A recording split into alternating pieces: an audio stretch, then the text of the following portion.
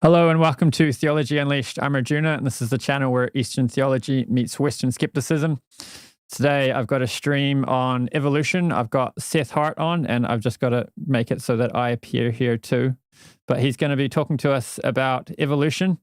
I've got him on because he's doing a PhD where half of it is on evolution.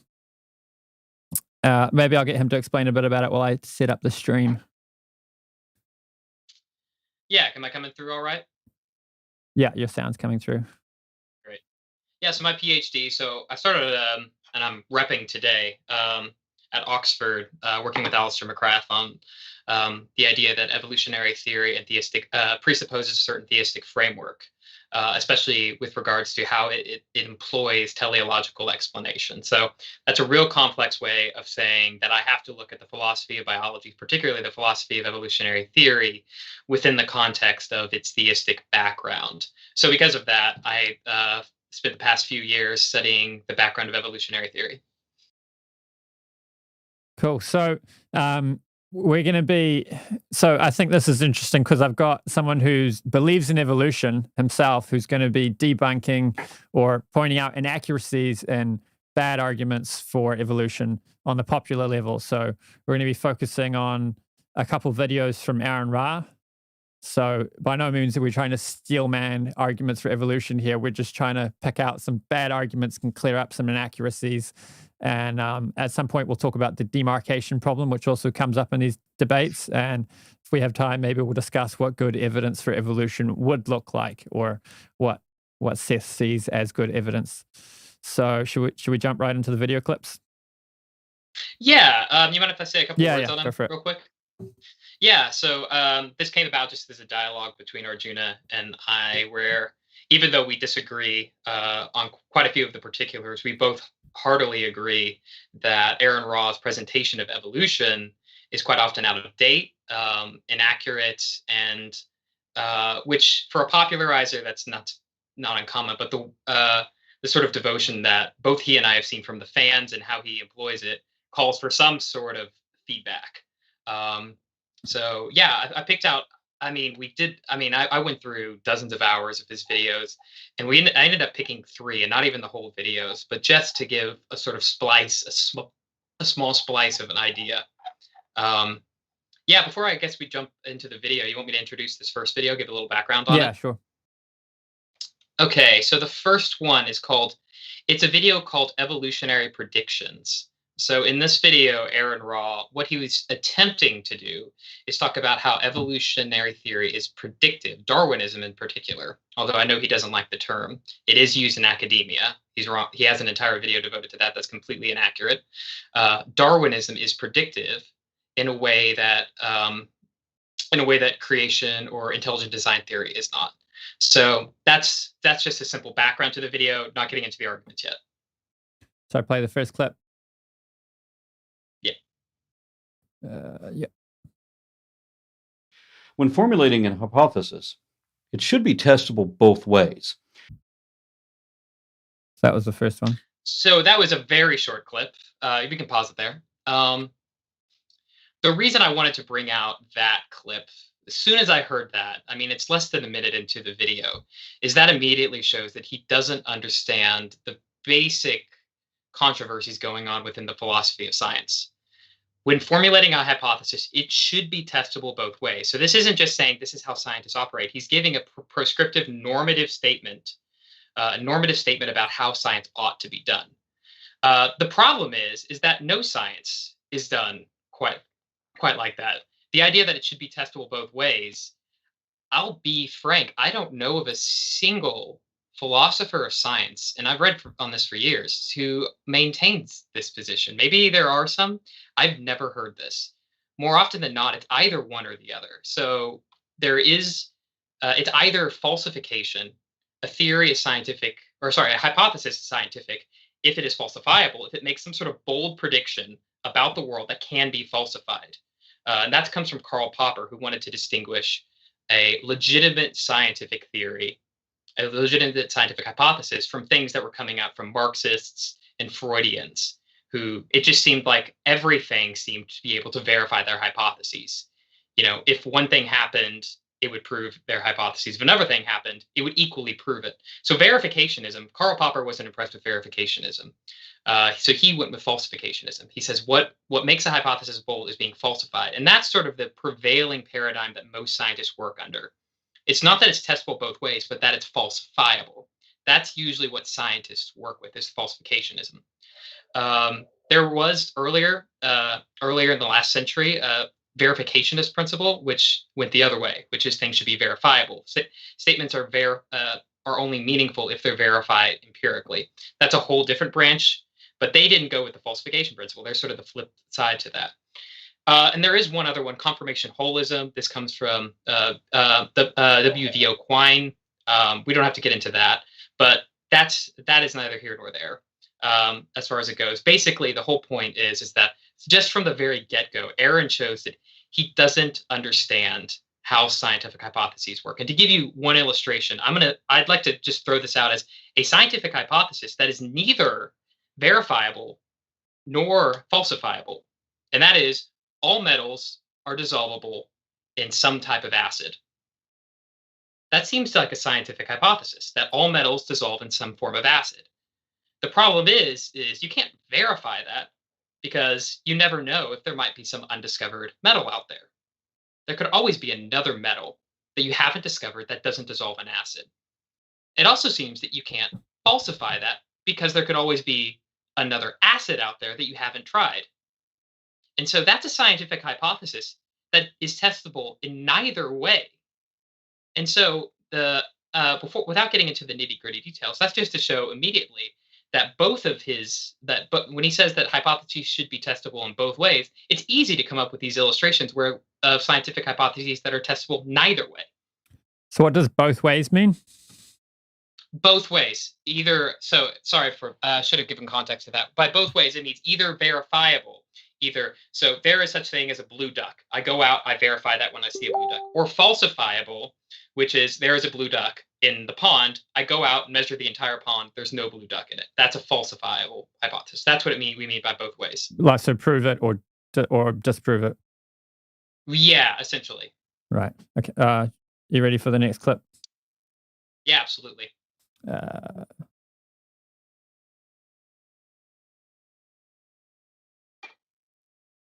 So he predicted that if his theory was true, there should be transitional species discovered in the fossil record.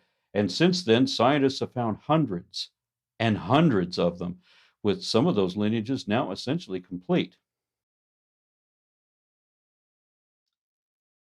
A little bit of background on this. So what he's saying is, so now that he said, all right, a scientific theory, it needs to be testable both ways, covered that. How does Darwinism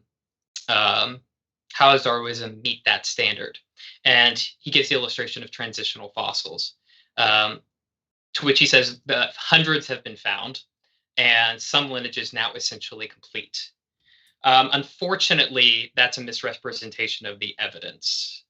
What makes for a transitional fossil is very much up for debate. In fact, I have biologist friends who don't even like the term, because it implies that some traits or some feature of an organism is incomplete. It's only on its way from one thing to the next.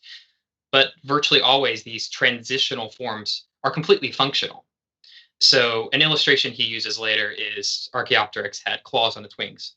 And while that is considered transitional in one sense by some scientists, it's also hypothesized that it was a fully functional part of the creature, which is why it retained claws on its wings. That's a little bit more nitpicky, talking about hundreds of transitional fossils, but it needs to be clarified. And a lot of his errors, it comes from just a real lack of clarity. And I think that just comes from an unfamiliarity with the field. Because the next thing he says is, with some of those lineages now essentially complete. This is markedly wrong. There's no such thing as a complete lineage. The fossil record is horribly incomplete. It's exactly what we would expect from something that only preserves a very small, minute amount of creatures. The best I can make of that is we have a general idea of some creatures, say whale evolution, from Dorodons to, say, Basilosaurus to modern baleen whales. But that's not complete. That's anything but complete. So I'm not even quite sure what he means by that. And I feel I included this because it just feels like a vast misrepresentation of what fossils can tell us and what they can't. You want the next one now? Yeah, absolutely. And Darwin predicted the first one specifically. He recognized that the wings of modern birds looked like they had once been the hands of dinosaurs, but that their fingers had been fused together. So he predicted that if that was the case, then there should be a bird found in the fossil record with unfused wing fingers. And his hypothesis was vindicated just a couple years later when scientists found exactly that. Archaeopteryx lithographica was an incomplete fossil. The head was missing, but it had feathers and free-moving fingers with claws on them. That alone wasn't enough to prove evolution, but this fact had been predicted because it would only be consistent with that one idea. It couldn't be explained any other way. So that's an example of a successful hypothesis. Yeah, there's a lot to unpack in that. First off, he makes the claim that Darwin predicted that there would be an unfused hand bones of a bird. Now, I had never heard that claim when I first saw the video, and so I tried to find the source, and the best I could find was Wikipedia, and beyond that, it was an unsourced reference. So I referenced Darwin's works. Perhaps I didn't look close enough. I could not find this prediction by Darwin. So that undermines that. Maybe it's there. Maybe I missed it. My guess is he got this from Wikipedia without checking it. What seems more likely, the sources that I could find, and what's more widely distributed in the literature, is the fact that Darwin only included this in the 4th edition, this talk about Archaeopteryx, in the 4th edition of The Origin of Species, after it had been discovered. And then he doesn't even tie it into it as an evidence of evolution. He simply says, well, prior scientists had thought birds arose in the Eocene, and this shows that they arose earlier. And that's about it. Doesn't really tie it in. That's as much as I could find. Where I think he may get this is from Thomas Henry Huxley, Darwin's bulldog. And let me just read you a quote. This is from the Smithsonian. In fact, Huxley was among the first scientists to propose graded lines of descent for birds, whales, and horses. But his determination of these evolutionary transitions required a circuitous process of discovery and realization. Huxley's ideas about bird origins, especially, were not a perfect anticipation of our current knowledge. And there you go. So Huxley, essentially, what he thought is that dinosaurs were a form of ancestors to birds. And he only thought this really only came out after the discovery of Archaeopteryx. So calling this a prediction that turned out to be true, it seems this was a retrodiction. They found Archaeopteryx and then later interpreted evolutionary theory through that. So this isn't actually a good example of Darwin making a correct prediction. Unfortunately, it's not a good example of that.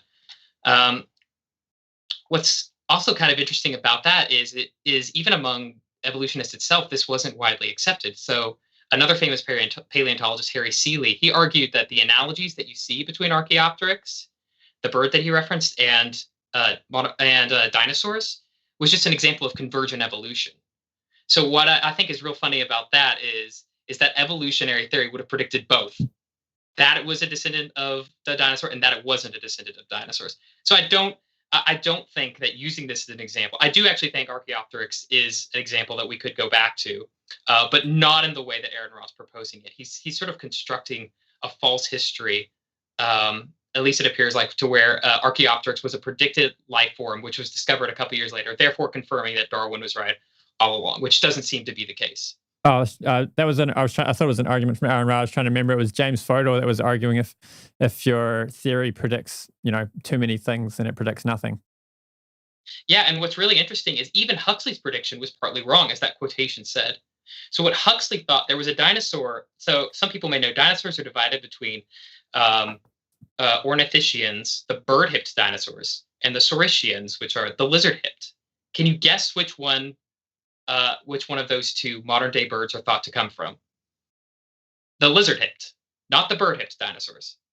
Oddly enough, the lizard-hipped dinosaurs, the saurischians, are the ones that modern-day birds are descendants of. Unfortunately for Huxley, he made the prediction that Hypsilophodon, an ornithischian, using the parallels between the hip bones, that they showed that demonstrated that they were close relatives. So oddly enough, his very demonstration of the accuracy of Darwinian evolution might be a demonstration of the opposite. It was a failed prediction. Right. Someone's asking if you're familiar with the Cambridge's Darwin correspondence letters. If Darwin said it, it should be there. The Cambridge Darwin correspondences. No, could you elaborate a little bit more?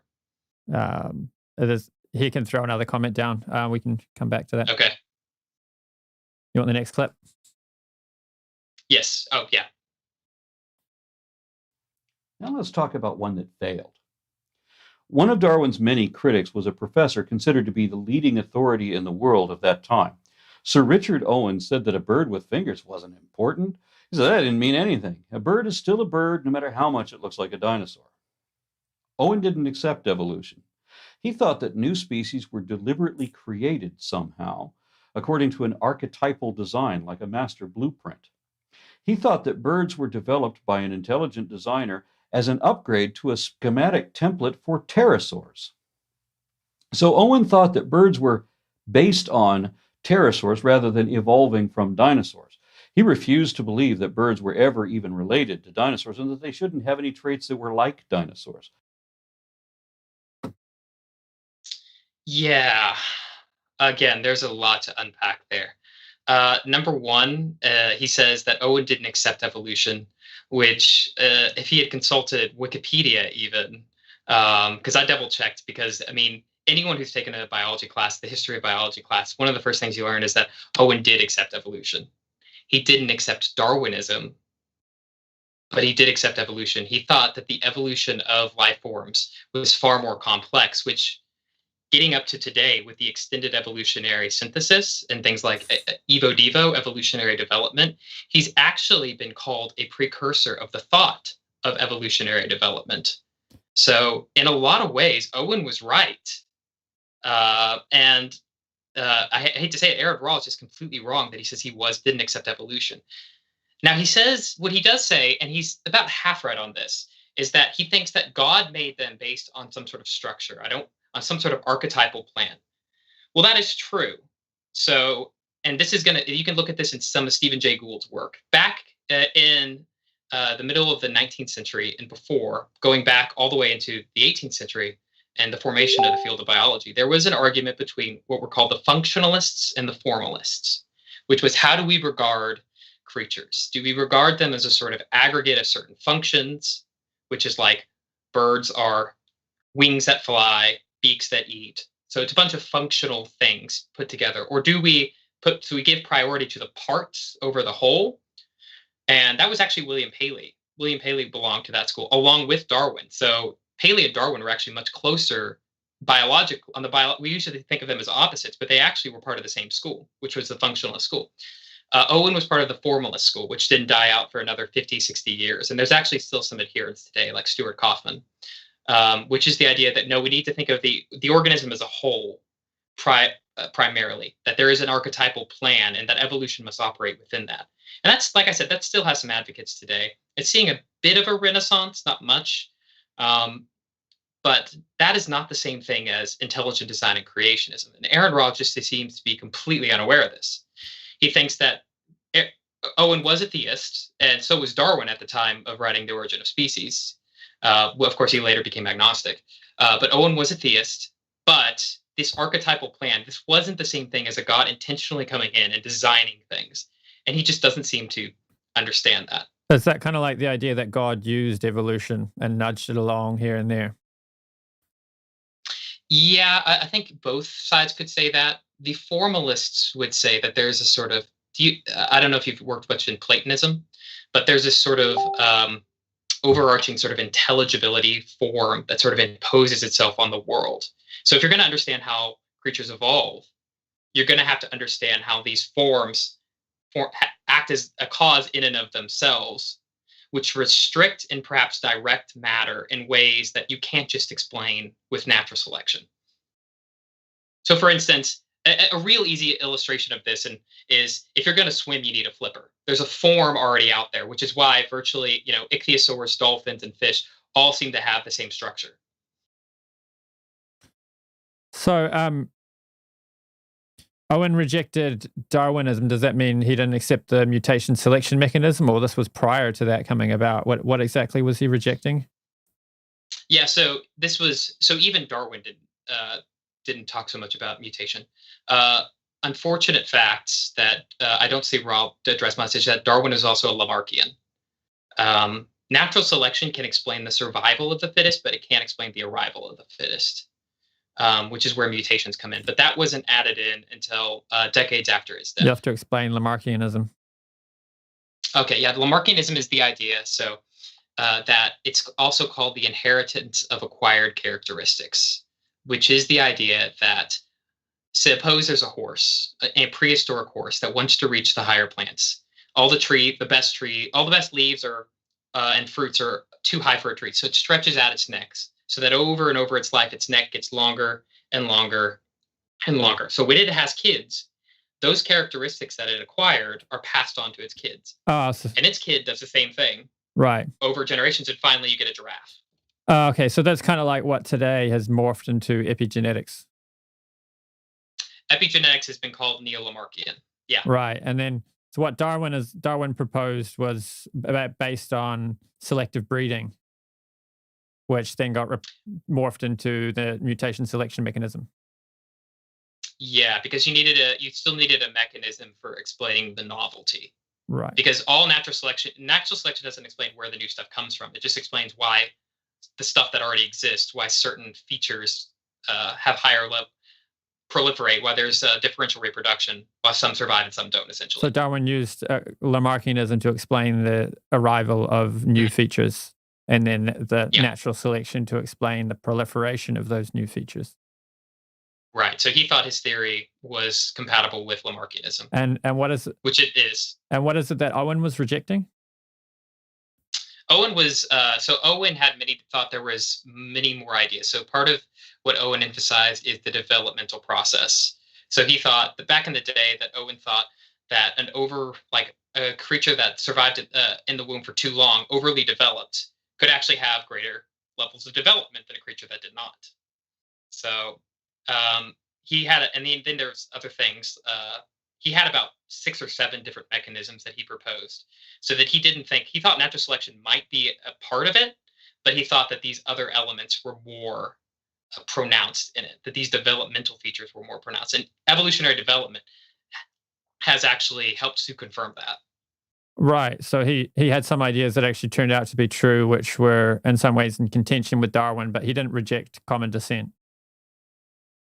No, he did not. Okay. So he actually got criticized for his advocacy of evolutionary theory. Right. Okay.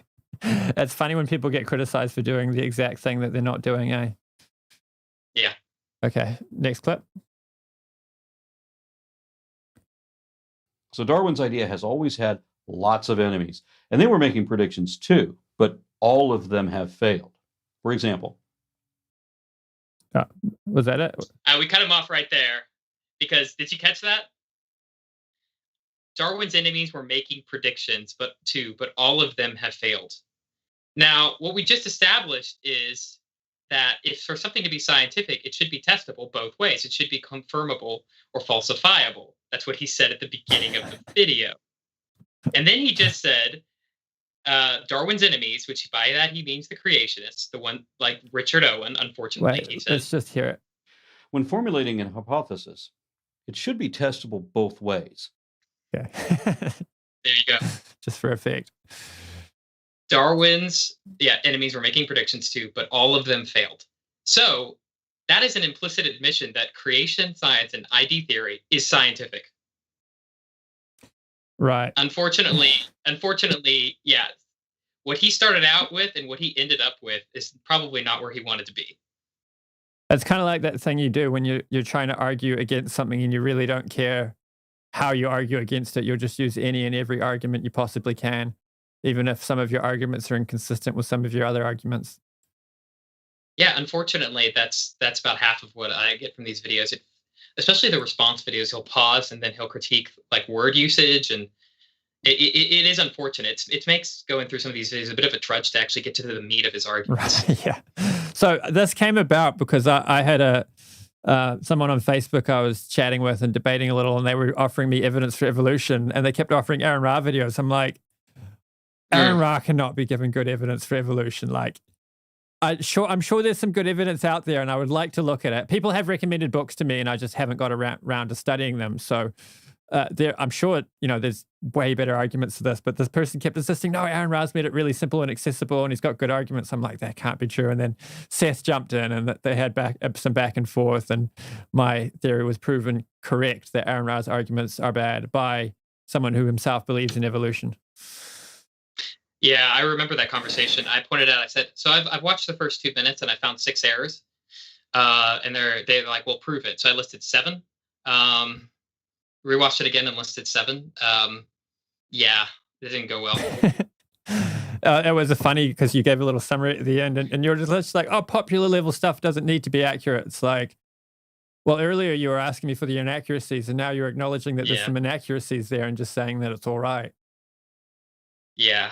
Right. Yeah, that's the unfortunate thing. Yeah, popular level stuff has to be accurate because popular level people, the people who aren't involved in this field are going to be the ones who most misinterpret it and use it badly if they don't get the truth. Yeah, I mean, having bad arguments is just bad all around because, I mean, you may convince a few people with your bad arguments, but your opposition's just going to think those are all the arguments there are, and they'll just go around being like, yeah, but look, they've got all these bad arguments and I've debunked them, therefore I don't need to look at any of the others. Yeah. So, yeah, everyone, let's stick to just good arguments. I had it on YouTube recently, actually. Someone was commenting under my Gunter Beckley video, and I shared an article from the Discovery Institute that made an argument, and instead of replying to the argument, they railed off against the Discovery Institute. So, oh, yeah, ad hominems. I didn't bother reading their comment after I saw the first 4 paragraphs were all just criticizing the people and the institution which wrote the article, which had an argument which I wanted to present. I wasn't presenting the people or the institution.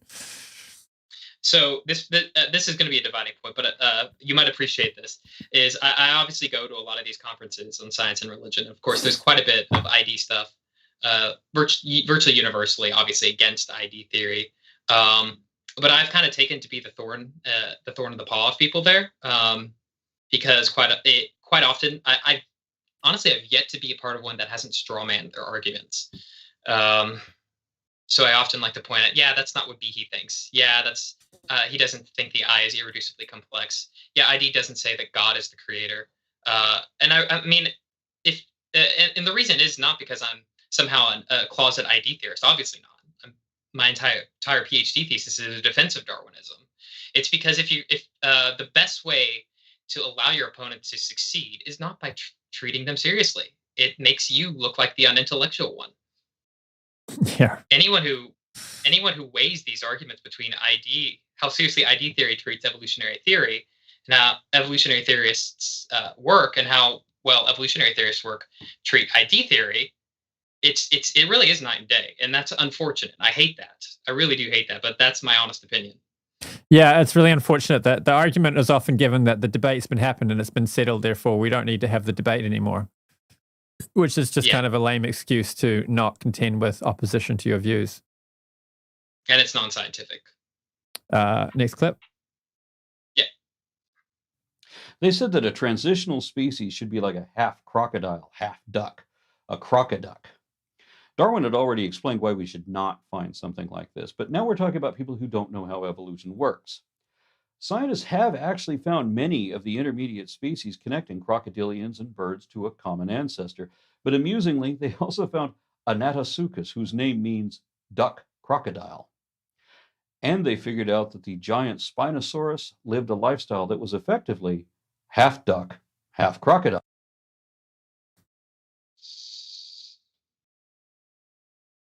This might be the most cringeworthy part. With all respect to Aron Ra, this was probably a part he should have left out. First off, the crocoduck. I have seen this image passed around as a parody.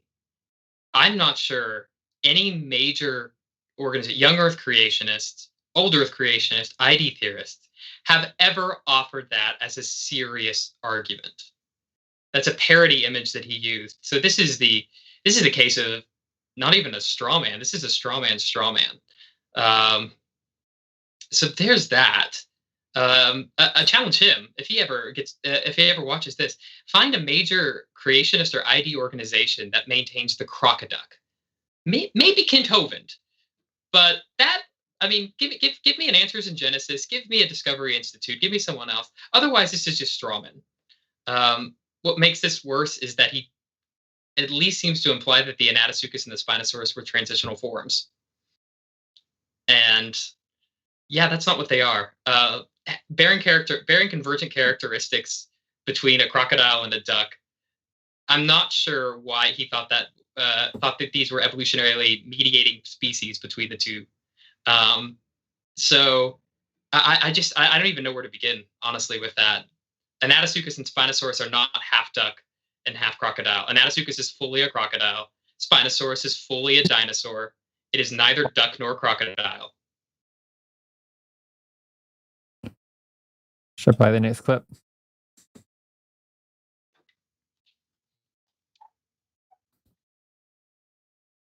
Now we have several small dinosaurs with essentially half-size wings. And his opponents complained about a missing link that was supposed to be halfway between humans and apes. But that link isn't missing. It was found way back in 1974. Australopithecus afarensis turned out to be a fully bipedal ape whose hands, feet, teeth, pelvis, skull, and other physical details were exactly halfway between humans and the apes that were known in Darwin's time. And many more fossils like that have been discovered since. Darwin spent his entire adult life studying and researching this topic before he ever published a word about it. He knew he had to. Importantly, he made predictions about exactly what it would take to prove him wrong, and he was pretty good about making specific predictions of things that should only be true if his explanation turned out to be right.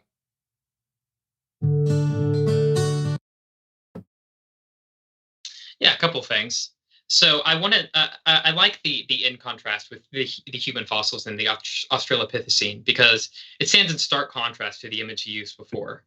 If you notice the two dinosaurs there, that's an oviraptor and some sort of dromaeosaur. I'm guessing a velociraptor of Jurassic Park fame.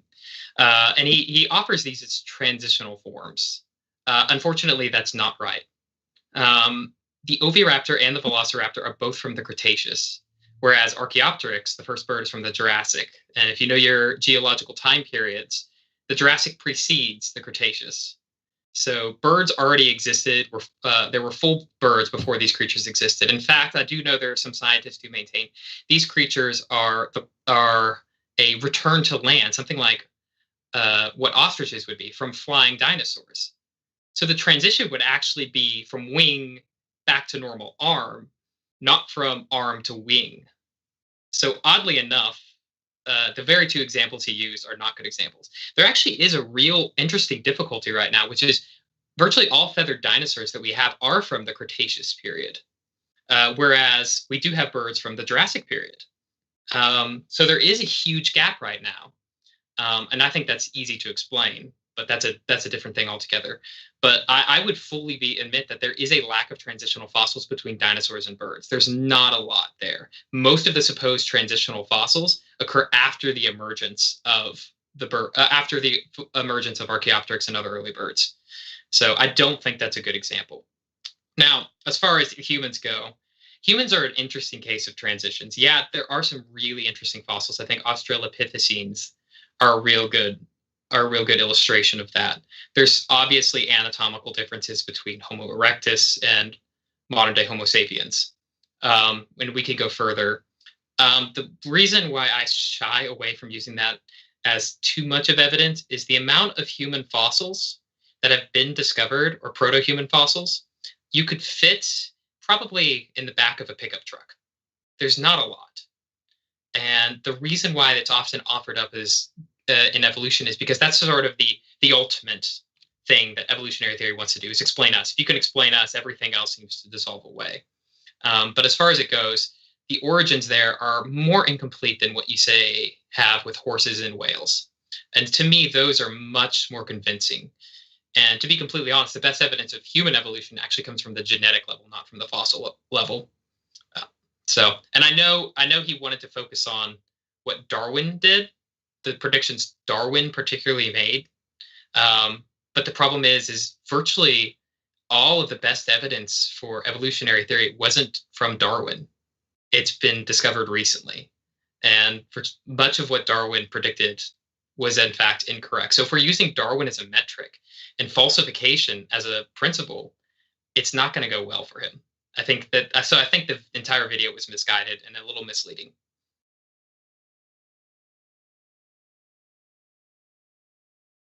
No, if we use Darwin as a metric, like for how successful evolutionary theory has been, a lot of his predictions didn't turn out to be correct, and therefore didn't turn out to be correct, have been falsified. He had a lot of wrong predictions. So, for instance, the Cambrian explosion was known about even in his day. So, one of his predictions.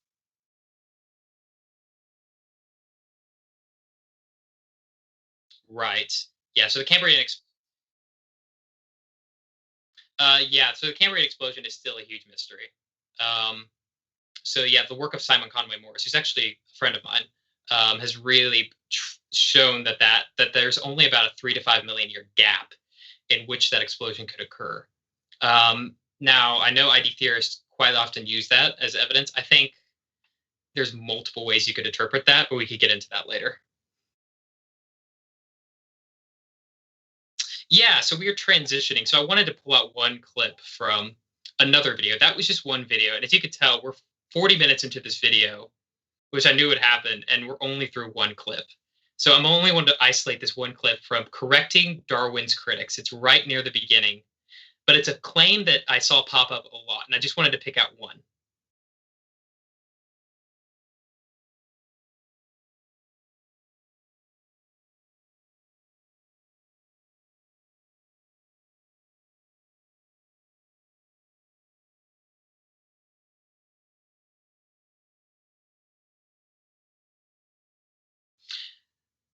To give a little context, when he says Darwin's critics, we're talking nearly exclusively about creationists. He's not talking about today, which would probably be more or less true. He's talking about back then too. That is false. That is 100% false. And I just decided to give a small list of the other competing theories at the time. There was Lamarckism, there was Saltationism, Aristotelians, the mutation theory of Hugo de Vries, vitalism, a later edition called the Elan Vital from Henri Bergson, prolonged development, premature birth, congenital malformation.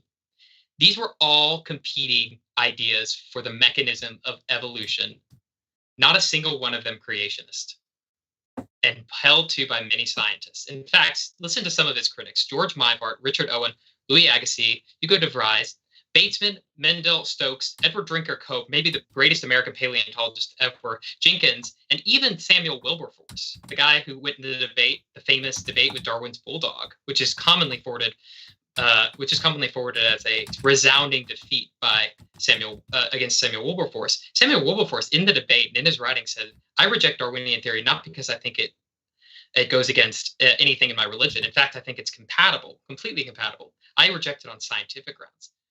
Most of Darwin's critics, and I would recommend any of the listeners to read Ronald Numbers. He's not a Christian.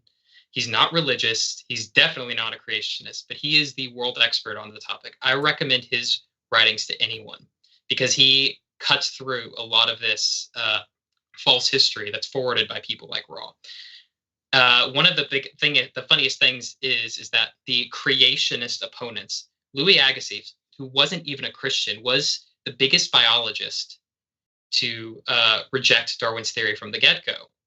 And it was for creationists, but he wasn't even a Christian. He didn't believe the Bible was literal. He didn't believe in a literal Adam and Eve nor a flood. And he was a Unitarian. He was an idealist. So the idea that creationists were exclusively Darwin's opponents, that and they were motivated on something like religious ideas of a literal interpretation of Genesis. That's a false history, and you see Aron Ra forward this quite frequently. I just wanted to get that out of the way because it's just propagating this false history that scholars have been trying to undermine over and over and over, but somehow it always seems to make its way into these videos. So Darwin's critics had many people who were not doing it for religious reasons, but for scientific reasons. You read the first 50 years of the reception of Darwin's theory. Do you know who Darwin? And this is a guy named David Livingston, not a really good historian scholar. He is probably the world expert on the religious reception of Darwin's theory. He points out quite frequently that Darwin's greatest advocate were evangelical Christians. And the list of people, Charles Kingsley, Asa Gray, the guy who introduced Darwinism to the United States, helped found the field of botany. Asa Gray was an evangelical Christian. So the idea that religious people have opposed Darwin's theory from the get-go, conservative Christians, that's a historical myth. Right. Do you want the next clip? Sure. They're both the same thing. When we're talking about facts, we're talking about data that is verifiably accurate, or at least what can be confirmed. Evolution is the only theory we have explaining the data that we have, but it does change. It changes all the time because our understanding keeps improving. Science is like that. And scientists don't talk in terms of absolute conviction, a potentially philosophical sense that many religious people use. Although it would be perverse at this point to say that life does not evolve, that our species is not biologically related to other animals, or that all the taxonomic classifications are a fantastically improbable accident of coincidence. That would be a statistical impossibility, which reaches into the realm of reality denial. Yeah, he just had to go one step too far there, didn't he? So this comes from a little background. This is the third and final video I wanted to focus on. Again, it's not the whole video, but just it's called "Evolution is absolutely a fact."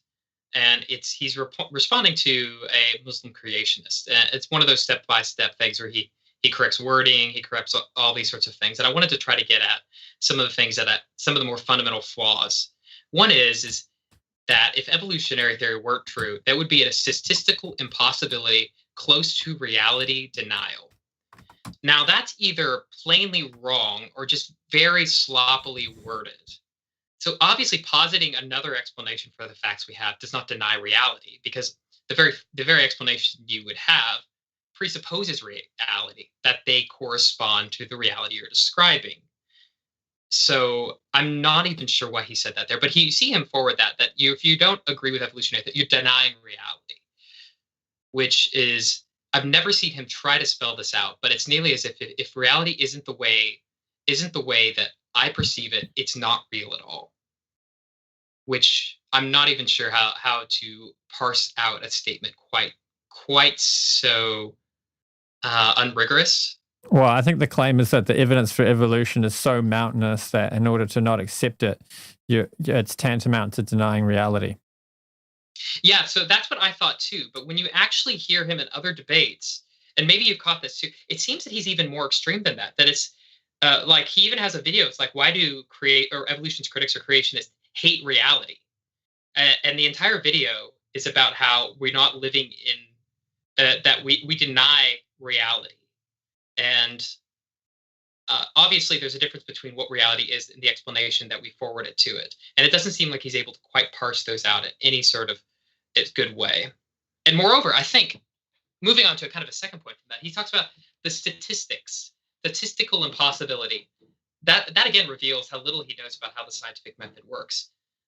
Statistics, when judging the likelihood of evolutionary theory, it's not a statistical measurement. That's not how science works. It's not as if we can put this into some sort of calculator and go, oh yeah, Darwinian evolution has a 95% chance of being true.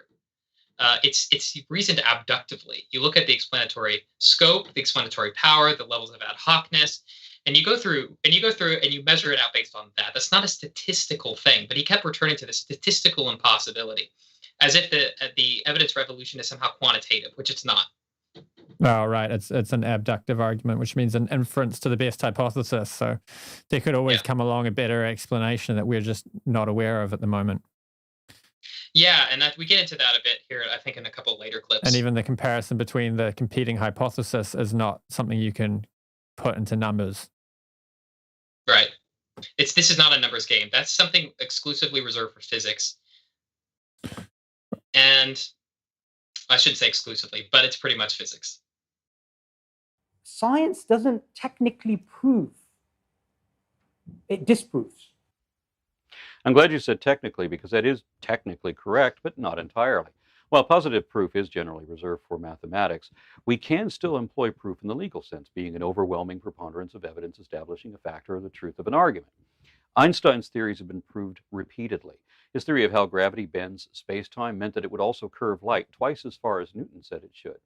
Observations made during a solar eclipse in 1919 proved that he was correct. And his theory was proved again just a couple of months ago when they discovered the gravity waves that he predicted. And Darwin's theory has also been proved in similar fashion, again and again and again, by different predictions being made by the theory being confirmed by various related fields of study. So let me rehash that argument real quickly. Basically, he's trying to he's basically saying, no, evolutionary theory can't be proven as a fact in some sort of absolute 100% certainty case. But we're going to use a legal definition, which is not how scientists work. We'll let it go. That you can prove it as a sort of statistical evidence beyond all reasonable doubt. And that's how he wants to go. So he draws an analogy between general relativity and how well general relativity has been shown to evolutionary theory. That's quite unfortunate that he hangs his hat on general relativity, because that's a theory that more than likely is going to be replaced. Most of my physicist friends don't think general relativity is true.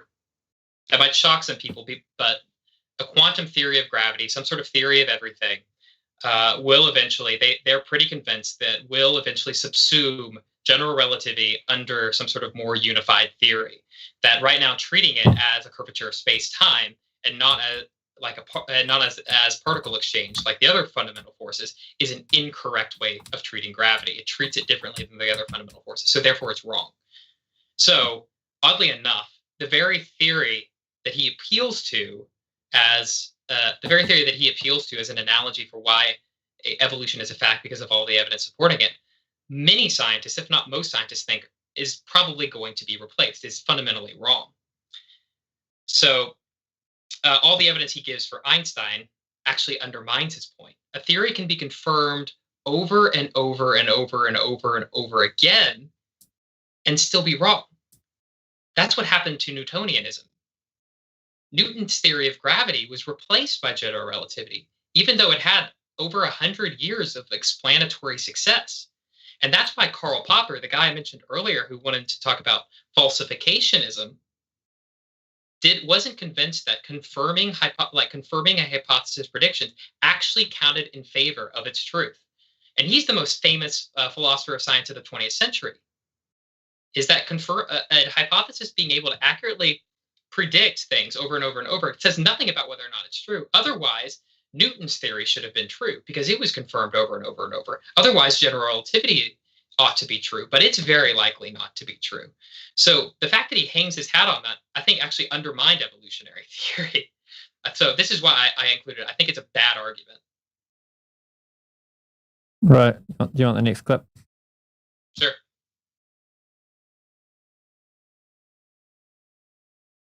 And that leads to the second problem, which is even bigger. How could anyone prove at this point that evolution, gravity, atoms, cells, or germs aren't even real? Because that's not what revisible means, but that's what you mean when you say it.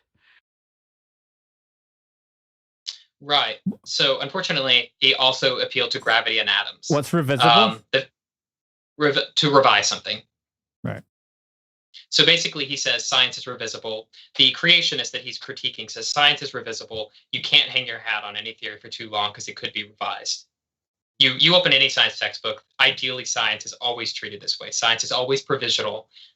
And that's how scientists want to treat their theories. It's always provisional. Everything you're saying is always based on evidence, and evidence can change. But what Aron Ra is trying to do is actually push back against this very scientific narrative. I actually agree with the creationist here. Yeah, we have to treat sciences always in a provisional state. And he says, can anyone prove that gravity, atoms, and cells etc., are not even real. Well, the problem is we don't know what gravity is. We still don't know what gravity is. We treat it as a curvature in space-time, but just to go back to my last point, we don't know what it is. Atoms, the nature of atoms is also under debate. So everyone learns in we all learn in science class that atoms are protons and neutrons and electrons. But the nature of what an electron is, no one knows what an electron is. In fact, I have friends who think there are no such thing as electrons. They think there's just one universal electron. That's a funny theory. So, buzzy anyway. Yeah. So, I'm sorry. That's a weird theory. Yeah, one electron, and it just does the rounds. Yeah. Well, yeah. It's not. Well, we treat it as like it's a little point, right? Yeah. But what the idea is, one electron describes a universal field or something equivalent to that. Oh, right. I pictured it was one electron just whizzing around the universe so quickly. That was me hearing about it when I was like 12. Let me clarify. That's how I'm presenting it to you the way he does to me, and I think he does that intentionally for that reason. So we actually do have an idea of gravity that might not be real. We have an idea of an atom that might not be real. So he says, how could anyone prove that gravity? By that he means our concept of gravity, not just the effects it has. Atoms could be real. Honestly, those are up for debate. And that's exactly why I think I actually agree with the Muslim apologist here, is that, that science is revisible. It always is. There's actually an argument against scientific realism. Scientific realism is the position that the things we treat in science are fundamentally real. And it's had its opponents by no one less than Stephen Hawking. At the end of his life, ended up becoming a scientific anti-realist. He thought scientific theories don't describe the world. Go read his book, The Grand Design, if you doubt that. And one of the arguments for scientific anti-realism has been, no matter how good our theories have been in the past, so many of them have just fallen by the wayside as history goes. So what evidence can we give to make us think that now, finally, that we finally have the right theories? Science is so revisible that to treat it that way is just pure arrogance. It's not based on evidence. You can get really extreme with that kind of skepticism, though. Like, I could walk into a building I've never been on, hit a light switch, and a light turns on at the same moment. And, I would be right to assume this light switch turned on that light, but, it could just be, I could do the same thing. I could put something down on the table and the light could turn on. I could say, oh, me putting that down on the table must have turned it on. But I guess the difference between those two is there's a logical connection between a light switch and a light turning on, but there's not a logical or, rational connection between dropping something on a table and a light turning on. But that's kind of a simple, clear example of the type of reasoning that goes on in science, right? But really, it's just kind of, I could hit that light switch one day and the light doesn't turn on, or it could just be a series of coincidences. But I mean, not that we should engage in that kind of severe skepticism, but we should understand the kind of reasoning that's going on. So like with gravity, we have a phenomenon and then we have an explanation which explains and makes predictions. But how do we know those things are actually related, and not just that we're able to make predictions, but our idea of what's actually rationally going on behind the scenes is completely wrong? Yeah. So Bertrand Russell, the famous atheist, gave the illustration of quite often when it comes to empiricism, we're quite like a chicken that every single day the farmer comes out and feeds him. So he makes the rational inference just as justified as our inference that the sun will come up every morning, that the farmer will always come out and give him food. Thanksgiving Day comes around and he comes out with a knife. And Bertrand Russell says our confidence in our empirical investigations can't be any greater than the chickens. Well, that comes into uniformitarianism, right? Which is the core assumption of science. If you take that assumption away from science, then science is absolutely nothing. Yeah. I wouldn't say science is absolutely nothing, but things like geology would be seriously undermined. Yeah, so it does ground a lot of scientific theories. Well, uniformity across time too, right? You come up with a scientific theory of, the combustion engine, and you're assuming that petrol is going to combust at the same pressure today as it does tomorrow. Mm-hmm. Yeah. So this was Hume's critique of empiricism. There's been various answers to that, but at the end of the day, our sort of confidence, when Aron Ra in these sorts of videos talks about empirical evidence as being facts with a sort of with a level of certainty that I don't think anyone who's investigated the philosophy of science would give it. That really shows you something that he's misleading people into how confident the scientists themselves quite often hold their own theories. Like I said, I mentioned Stephen Hawking, but there's plenty of scientists who've recognized the very limitations of empirical studies. Usually the only people who are this confident in scientists are the people who don't do it. Right. Well, you always get that at the popular level. Like, I mean, even in religious movements, you get the same thing. You get the spiritual leader who might be somewhat reasonable, but then you get the fanatical followers. So you get the same for science, right? You get like the scientists saying, "Oh, Yeah. it's not quite proven, but we think, and we've increased our confidence thanks to this new experiments." And then the headline will be like, "Scientists have proven this or that." Yeah. Scientists are probably Where horrified. Yes, I mean, yeah, it's an open joke among my scientific friends about how a lot of times their work gets portrayed. Right. Next clip. Sorry, we're past all that now. And the reason we are is because it's not based on assumptions. It's based on predicted discoveries and testable evidence acquired over the last 150 years. It's based on demonstrable accuracy. When formulating an hypothesis... It's gone around to the beginning again. Oh, it has. So yeah, so he talks about confirmation. Evolution is based on demonstrable accuracy. Yes and no. But treating it as a fact because of that. Now, again, I think evolution is true. I try to avoid the word fact. And I tried because appealing to the philosophy of science, there's a difference between observable and unobservable entities. And when it gets to unobservable things, like we have not nor theoretically could see the entire evolutionary history of the world, that's whenever you begin to get into territory that philosophy of science begins to be a little hesitant about. This is also true in physics when you're dealing with quarks and particle spin and things like that, which are not treated as real. Even by the physicists, like spin is not treated as real by physicists when they talk about the spin of a particle. But nevertheless, people who love to popularize science don't recognize how the difference between observable and unobservable entities. And evolutionary theory sort of bridges into that. Now, there's elements that obviously don't. But this is why I like to say I believe evolution is true. I think it's well demonstrated. But I don't like using the word fact because that gives it a level of confidence that I don't give to just about anything within science. And to give you a demonstration of that, if confirmation entailed the truth of a theory being confirmed over and over and over and over again, Newton should have been right. Newtonianism accurately predicted. So they looked at the planet Uranus and realized that there were orbital anomalies within the orbit of Uranus, that it wasn't orbiting quite what it should. So what the scientists did, now that would seem to disconfirm Newton. That would seem to show that, well, this planet had a predicted orbit, didn't line up to that. Does that act as a disconfirmation? No. What they ended up doing is predicting another planet, Neptune, at roughly the right size, roughly the right distance. And lo and behold, not long later, Neptune was discovered. That's an amazing predictive accuracy for Newtonianism. The problem is Newtonianism is wrong. So if confirmation is our criterion for judging truth, it's not a very good one. And science is replete with examples of theories that have shown very high levels of verification and are just plain wrong. And again, this goes back to my idea of I think evolution is true, but using the term fact, because to quote him, evolution is based on demonstrable accuracy, that just shows an ignorance of the field of the philosophy of science.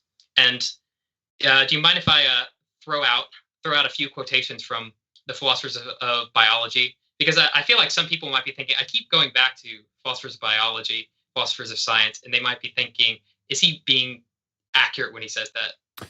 Someone's given Stephen Gould's definition of a scientific fact, something so obvious it would be perverse not to accept it. Yeah, so Stephen Jay Gould, I mean, he does that sort of tongue-in-cheek, right? Because what is perverse? What does that mean, perverse? That's kind of like a folk definition, like consciousness is that annoying time between naps. Yeah. I hadn't heard that. That's good. Yeah, so I think Gould did that tongue in cheek because he knows this is just a presumption that Gould knew exactly the difficulty of establishing what a fact is. In fact, no pun intended, part of my research is actually I've uncovered that the term fact and how we treat a fact is something that's only about 300 years old. Oh, right. It sort of come along near the advent of Newtonianism. So take that for what you will. That's a big topic on its own. But whenever we talk about facts, I think it causes more trouble than it's actually worth quite often. So let's hear those quotes. Oh, yeah, the quotations. So I mentioned Karl Popper. Karl Popper is a favorite of scientists. Most philosophers of science, have moved on from falsificationism. But just listen to a quotation I have of his. I've come to the conclusion that Darwinism is not a testable scientific theory, but a metaphysical research program, a possible framework for testable scientific theories. This is the greatest philosopher of science of the 20th century who says he doesn't think Darwinism is testable. Now, I'm going to get crucified if I don't say this. He did later recant this view, but I don't think, if you actually read the literature, I don't think he recanted this view as much as people want to make it out to be. I don't agree. I think there is testability to evolutionary theory, but I also recognize that people smarter than me said there wasn't. Now, his greatest follower, there's two people that, not his greatest, the greatest philosopher of science to come after him was a guy named Thomas Kuhn, who many people might be familiar with, came up with the idea of paradigm shifts within science. And from that, there was a branch within the philosophy of scientists. Some followed a guy named Imre Lakatos and another guy named Paul Feyerabend, who were actually friends. They corresponded on books. And so I thought I'd take these two are considered most recently two of the most important philosophers of science. And let me just take a quotation from each of them. So Imre Lakatos says, "Nobody to date has yet found a demarcation criterion according to which Darwin can be described as scientific." Here's Paul Feyerabend, who is the other end of the philosophy of science spectrum. He's maintained that creationism is a form of science. This is a quotation from him. "Three cheers for the fundamentalists of California who succeeded in having a dogmatic formulation of evolution removed from textbooks and an account of Genesis included." So when people talk about scientists of this sort of philosophers of scientists and scientists have this sort of unified view that evolution is beyond dispute, that you can't critique it, and that any critique of it is pseudoscience. And that's the key thing for me, is any critique of evolutionary theory by ID theorists is pseudoscience, just not familiar with the literature. The literature is replete with counterexamples of that. And one last one from Alex Rosenberg, the guy who wrote The Atheist Guide to Reality. Check out his Stanford Encyclopedia article on the concept of fitness. And just mostly check out the introduction and compare it to the conclusion. Basically, at the beginning, this is a guy who Atheist Guide to Reality, hardcore atheist, one of the top philosophers or scientists today. Beginning, he says, the concept of fitness is commonly thought of, or is commonly argued to be tautological. Now, remember, fitness, survival of the fittest, it's a very important concept for evolution. It doesn't work. Darwinian evolution doesn't work without it. And when you get to the final paragraph, where you think, he's going to debunk this, that it's not a tautology, because the tautology would be, what is the fittest? Well, to ever survive. So the survival of the fittest just means the survival of those who survive, because you can't define fitness except by survival. At the very end of his long Stanford Encyclopedia article, he says something like, the concept of fitness, we have no idea what it is, and it's really important that we figure this out quickly, because all of Darwinian theory sort of relies upon it. But the mechanism that fitness describes is perfectly fine. Like survival via having traits which, give the benefit of conferring survival. Yeah, but the problem is so we want to say, so let's say trait X. Let's just go about this in an analytic fashion. This is the problem that Rosenberg is. Now, I think this is a solvable problem. But this, to sort of elaborate on the problem he's bringing out, is suppose that trait X is something that confers an advantage in survival and reproduction, right? So what you end up saying is that is explanatory for enhanced ability to survival and reproduction. Now turn that into a predictive theory, right? What you would say is creature with enhanced survival, enhanced probability of having survival and reproduction will be the creature that has an enhanced ability of survival and reproduction. It's not a guarantee, but it's more than likely. Yeah, but so that's what. Go ahead. But you're talking about, like a colder environment and woollier sheep surviving. So you have got two things. So it's the relationship between the environment and the traits in the organism that confers fitness. Yeah. And that's the thing, right? Because that's what we call fitness, is the relationship. But the question is what is that relationship? Because and if we get to a physical level, right, you can't really describe it physically, because there's nothing physically similar. Let's use your analogy, between the woolliness of a sheep's fur and the sharpness of a shark's tooth. But both enhance survival. So Rosenberg's own conclusion is that it's what he calls a supervenient property.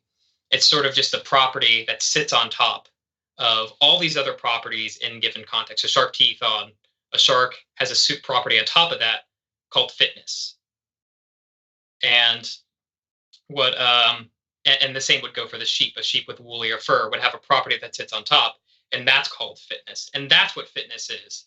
Problem is that it still doesn't describe what fitness is. It still seems to be a tautology. So it still is an open question on a good way of defining what we mean by fitness. Now, we obviously know it works, but the problem is if evolutionary theory is to be a coherent theory, which is provide a unified singular mechanism, one mechanism that explains the proliferation of traits within an environment, or within a population, then it needs to isolate that particular thing. And quite often we get away with saying fitness without actually defining what fitness is and why that is a unique property, rather than just saying there's a trillion different things that all provide it, which isn't a theory. Well, you're defining it by the result. Right. You're defining it by the result, but that's not a causal explanation. So, for instance, if I define gravity by whatever causes me to fall to the ground, I wouldn't call that an explanation of gravity. I wouldn't say I've therefore given a theory of gravity. It's that thing which causes me to fall to the ground. Yeah. Anyway, we could probably spend quite a bit of time on this. Yeah, probably. So the demarcation problem, Stephen Meyer has argued that he's not seen any demarcation criteria, any definition of science or pseudoscience, which keeps all the things that his opponents want to keep while rejecting all the things they want to reject. So any theory, any argument which is sufficiently strong to label intelligent design as not science also renders Darwinism to not be science. Yeah, that's exactly what I think Lakatos and Popper were trying to point out. And Feyerabend, he has a book called Against Method. He doesn't think there is a definition of science, and he points to people like Galileo, and you could equally appeal to Darwin if you want to. That did not follow modern scientific paradigms, and yet they're elevated as heroes of the scientific method. Galileo, especially, he's usually considered the father of the scientific method.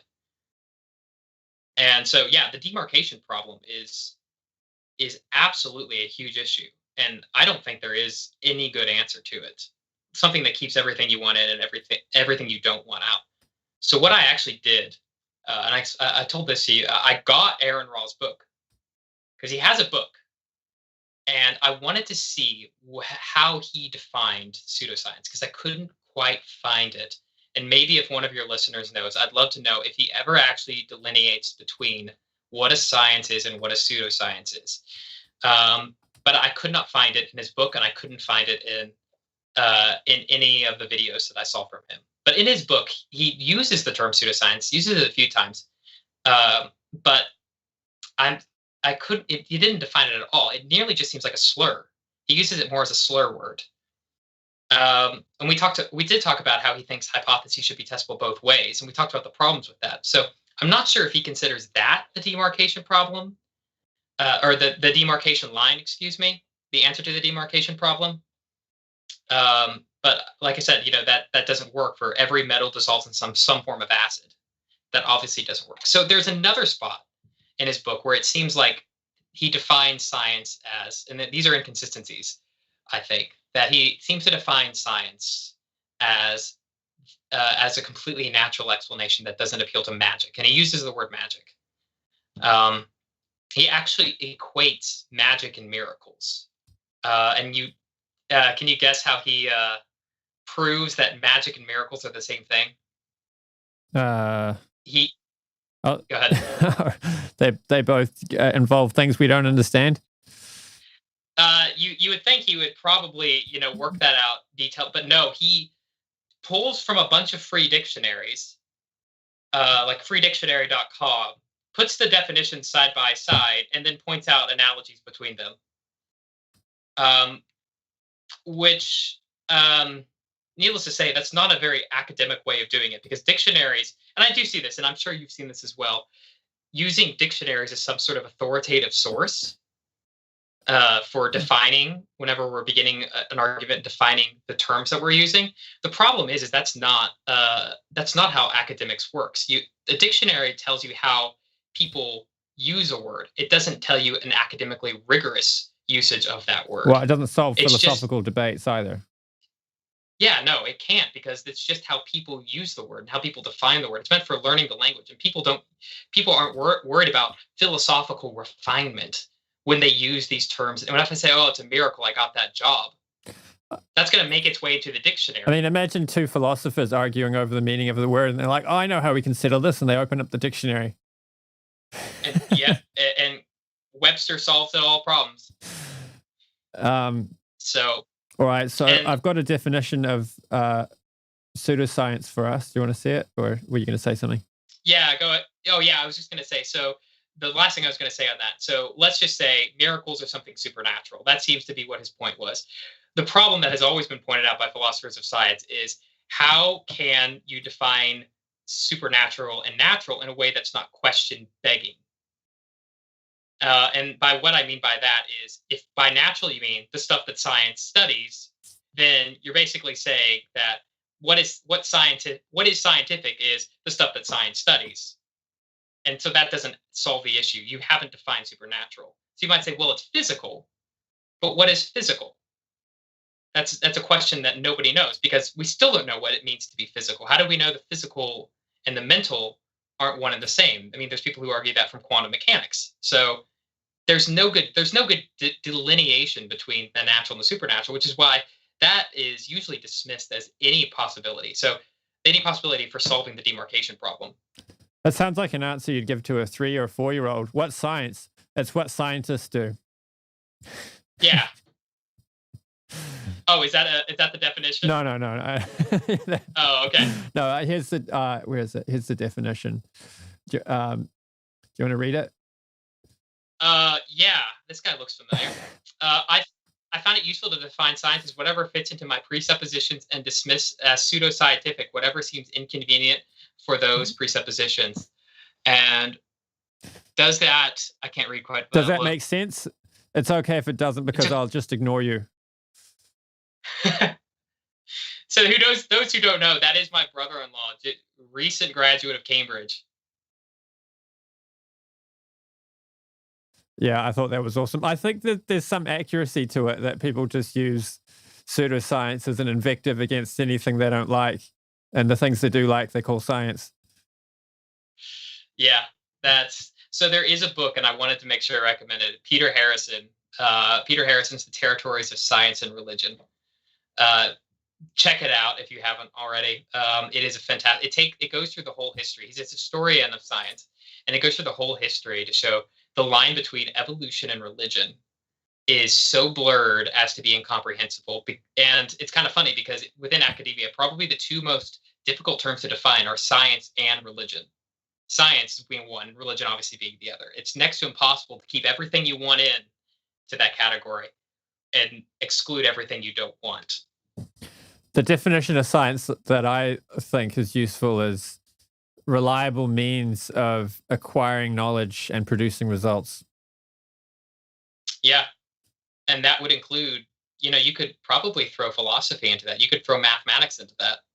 Well, I mean, if you look at people often say philosophy is a waste of time. Just look at the success that we've got from science. Look at all the technology and medicine and everything. And it's like, yeah, but we need to look at this at a deeper level. Let's look at the success rate of philosophy. It's given us mathematics and biology and engineering, all of those came out of philosophy. So if you're going to say that the successes of science are testament to the success of science, then you also need to acknowledge that they're a testament to the success of philosophy.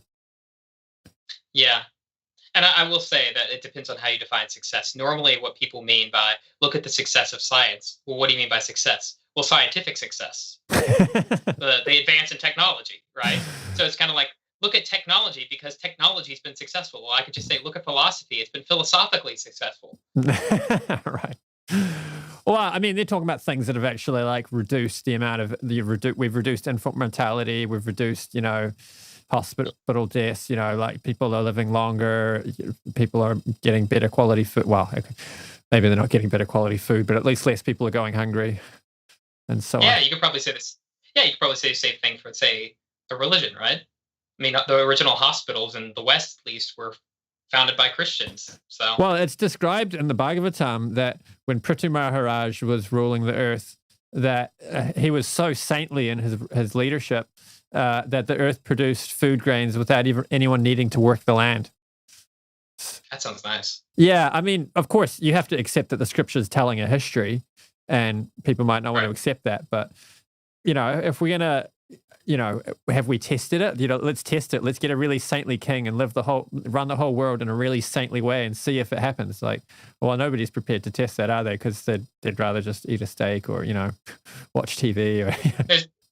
There's analogies to that. They used to form monasteries in the West next to cities because the idea was a monastery would bless the city. And depending on how much you buy into these historical narratives, apparently it worked. It was a scientific hypothesis. I mean, it was a tested high in science, at least as far as they could do back then. And how much you want to believe that? I think, I mean, if you try something and it gets a result, and that's my definition of science. So with my definition, you can have a spiritual science, because if you practice the spiritual knowledge and you get results, then you can call it a science. I mean, calling it a reliable method of acquiring knowledge, you can question that. It's like, well, how do you know that it's knowledge? And then you get into the whole weeds of philosophy, and it gets really murky. And that's actually closer to the original definition of science, scientia. Knowledge just means knowledge. Right. But I heard one story. A lady was traveling around India, and she met like that. They still like 40 years ago, at least 30 years ago, had like little villages run by kings sometimes, or like little precincts. So there was a king that still had his own town, and he was quite saintly. He was a Vaishnava. He worshipped Vishnu, so same as the Hare Krishna tradition. And a lot of India was having a drought, but his kingdom that he looked after was getting rainfall. And he reckoned it was because of his, piety and relationship with God, or, that's the theory. Of course, this is anecdotal, so I'm not giving this as evidence, but these things are interesting. And if we did want to be scientific about it, we could test these things. Yeah. But you really can't, because, this is well-worn territory that science only deals. Science has a methodology that and a worldview attached to it, that methodology, which limits it not to everything that's empirical that could be tested, but to things that fit within what we presuppose to be natural. So a lot of things that might fall, like that could easily be testable, like things that you've been listing, usually don't make it into the paradigm of science. No, well, there's a filter bias, and a filter bias is a really big problem if you're trying to be scientific, because, I've heard an analogy to, if you have like those curved school desks you used to have, and you put a pen on it and it rolls off. So every piece of evidence which is of a certain type, it just falls off. So, the analogy was used to explain, like, you're listening to a guru, and there's certain things that go in and there's certain things that just don't go in. And you just never learn those things because, the way you are, you have like a curly ribbon and you straighten it out and you let it go and it just curls up again. Our mentality can be like that to some extent. So we get a piece of evidence for something and it just goes in and out, in and out. And like this happened, like Michael Kramer, who wrote the book Forbidden Archaeology. I've interviewed him on the channel. He's got a lot of evidence for this, how any evidence for humans existing, human remains which are older than they should be to fit the evolution narrative, they're just not reported, but they used to be reported. So he went back into like 200-year-old, 150-year-old, 100-year-old journals and dug out all these reports. So the way they date it is, it's like they dug it up at this depth in the geological column. So it's like there's a report where it's like we found this at this depth in the geological common. So then he looks at today's dating for that column and finds he's got some that are reported to be 2 million years old. But you don't find, he noticed that you found them 150 years ago and so on. But then at a certain point they stopped getting reported and now they're completely absent. And he had one from 2016 where they found a thumb bone, which was anatomically modern human. Didn't match any other kind of hominid, but it matched a modern human. They're like, well, you know, if we didn't know any better, we'd say it was a human, but because we know about evolution, we can't call it a human. It's like, well, you're just, you're not really dealing in evidence there. You're dealing in ideologies. You're just filtering things based on your evidence. Yeah, there is definitely a selection bias. I haven't heard any of that before, but I do know archaeologists. So for instance, like one of the biggest problems with, you know, it used to be that the arrival of humans in North America arrived around 12,000 years ago. That used to be the accepted hypothesis. Pretty hard to challenge that. That of course that's gone up in flames now that we've discovered campsites and remains all across North America and South America from far before that. And the question is why didn't we figure this out before? And the reason is quite often archaeologists, just because they assumed the truth of this hypothesis, wouldn't dig any deeper. Right. Because that would be a waste of time and you only have so much money. So it's not their fault. Right. It's not as if you're indicting them. But if you think, hey, we're not going to find anything if we dig low, you know, into 15, 16, 17,000 years ago. Right. So why waste our money? Like, you're not going to get a grant for that sort of stuff. So that's why it took so long to figure out that, yeah, we were here. We had somehow made it across to North America long before the Bering Land Bridge opened up. So, yeah, that's another you know, actually pretty well accepted instance of the selection bias. Oh, that's right. I wanted to make a point in reply to your point about the monasteries next to cities, because you said that they found that there was some result that it did bless the cities. You know, maybe they were more prosperous or whatever. I'm working on a video script to tell a story of some monks that were abused. They were ripped out of their monastery, doused with water. 4 of them died during the abuse. 46 of them were injured. They were taken on boats back to Russia. This happened in 1913. They were defrocked, which means they couldn't live as monks anymore. They were just like, and some of these people had lived as monks for like 30, 40 years. Their whole life was about, you know, living in a monastery, worshiping God and doing whatever service they did to support the monastery. Now they're there to fend for themselves in like the real world, well, in like normal society. It's like unbelievably cruel. And a couple writers that commented on this, like before the Soviet Revolution happened, were commenting saying this is the beginning of the Antichrist. And there were a couple. There was one other one. I can't remember the exact quote.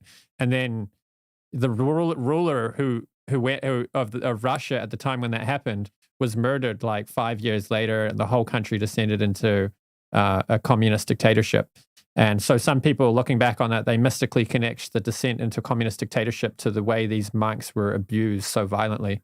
And these were clearly holy men. If you study the way they were living, they were praying every day. You know, their whole lives were dedicated to God. Yeah. It's kind of off topic. I did before we ended like when it comes to demarcation, I wanted to share the worst line I did find in Aron Ra's book. And it's this one. It would also be fair, and I wanted just to see your reaction to this. It would also be fair to say that anything that the laws of physics cannot account for or permit is physically impossible. Therefore, miracles are impossible by definition. That, yeah, I don't know of a clearer case of begging the question that I've read in a long time. Right. If something is not physical, it's impossible. Therefore, miracles are impossible. Oh, I had a little debate with him on his channel, and he brought this up, and I was pushing back on it. Oh, did you? Yeah. So he was saying, you know, God's physically impossible. You're just like, oh yeah, I think that's. Yeah, he was saying God's physically impossible. It took me a while to figure out where he was going with it, but yeah, he's saying God's physically impossible, not saying God's impossible. It's like, okay, so maybe God's just not physical, but God does exist. Like, I mean, the laws of physics, first of all, they're inductive, so we can't go from the laws of physics to the laws of physics can never ever be broken, because it's like the example of the chicken. It gets fed every day. And it just assumes that's the law of physics, that it gets fed every day. But one day Thanksgiving comes around and it gets killed. So like that, we can't go from induction to absolute truth.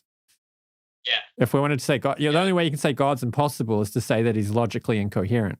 But then you can just come up with another conception of God which is absent those incoherencies.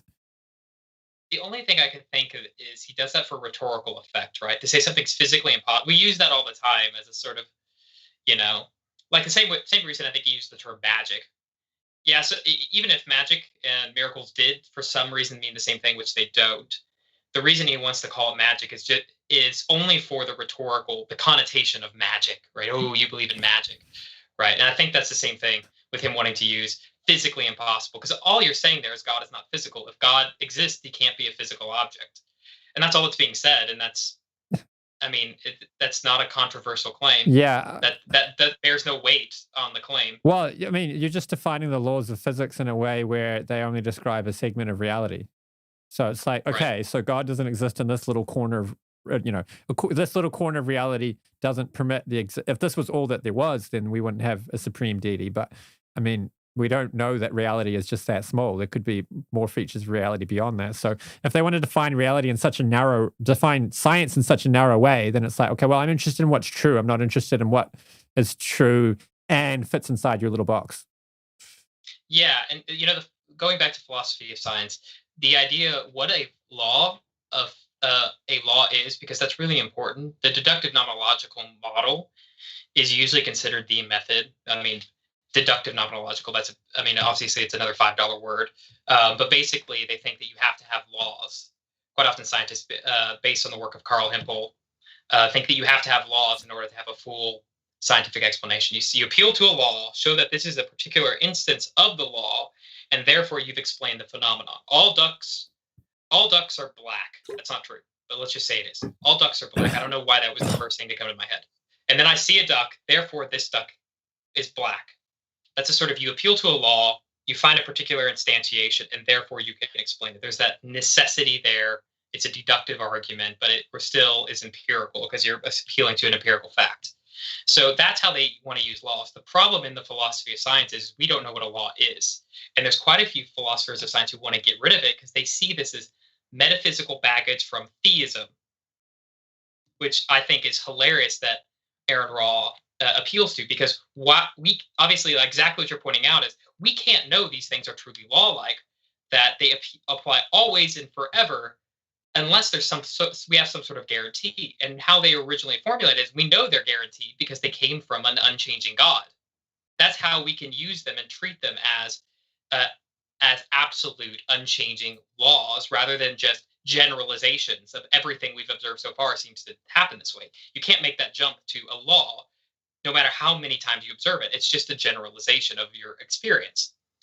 So there's been quite a few philosophers of science who've said, no, we got to get rid of laws of nature because it presupposes theism. Right. Well, the other problem with defining it based on laws is then you can't have a science of criminology or psychology or... Yep. Those are some of the problems with the D. It's called the DN, deductive nomenological method, because who likes to say that? Right. But yeah, it's been called physics bias, because only physics really seems to appeal to laws. Biology doesn't work in laws, for instance.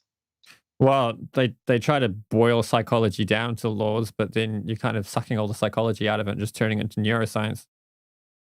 Yeah. Which is really disappointing if you actually went there to study psychology. Actually, apparently these days, if you want to study psychology, you got to go to do a marketing course. Did not know that. Marketing degrees are where you learn psychology, not psychology degrees. I see what you're saying. That might just be, I don't know if that's actually true or not. I've heard it on the internet, but I think I heard it from someone that was actually in university, so it's true at least one university probably. I actually do have marketing friends, and that makes sense. It's kind of sad. The only people teaching psychology these days are the one teaching you how to manipulate it in order to sell products. Yeah, and just, we keep talking about the authority of scientists to declare truth. Here's a fun fact about psychology. I have a friend he's a psychologist at Oxford.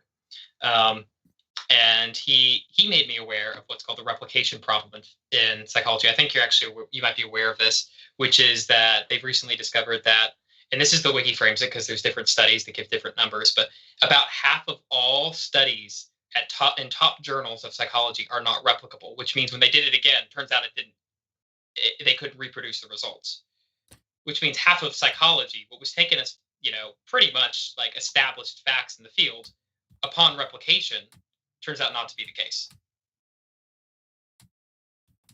Right. Yeah, I've heard about that problem. It's part of the problem is funding too. You can't get funding for repeating a study. And I've heard a good Bayesian example of how like you do so many studies and you're only going to publish the ones that get a meaningful result because that's how you get funding and it's exciting. And so there's a filter bias for studies that get results. So there might be 5 studies done on one thing, and only the one that gets a significant result gets published. And the reason why they can't reproduce it because as that study was the top of a curve, it was it was filtered for one that had an exceptional result, so it doesn't actually fit the mean.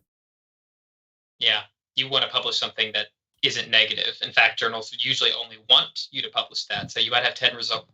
It's the file drawer effect is what it's called. You have 10 you run an experiment 10 times, only once did it show you a result, but that's the one that gets put out. Yeah. And the other problem is the funding too, right? Like who's paying for the studies and what kind of results do they want you to get? And if you don't get the results they want, are they going to pay you again or?